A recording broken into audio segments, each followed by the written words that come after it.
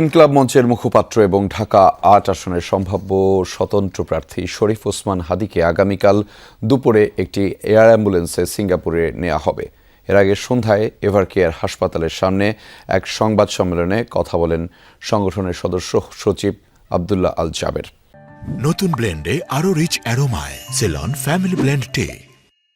তিনি জানান, আশঙ্কাজনক অবস্থায় থাকা হাদীকে বিদেশে নেয়ার ব্যাপারে পরিবার জোরালোভাবে কাজ করছে, তবে অন্তর্বর্তী সরকারের তরফ থেকে এখনও সেরকম সহযোগিতা পাওয়া যায়নি বলেও অভিযোগ করেন তিনি।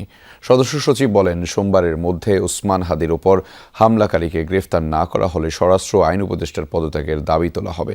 সোমবার বিকেলে জাতীয় শহীদ মিনারে সর্বদলীয় প্রতিরোধ সমাবেশের ঘোষণা দেওয়া হয় সংবাদ সম্মেলনে।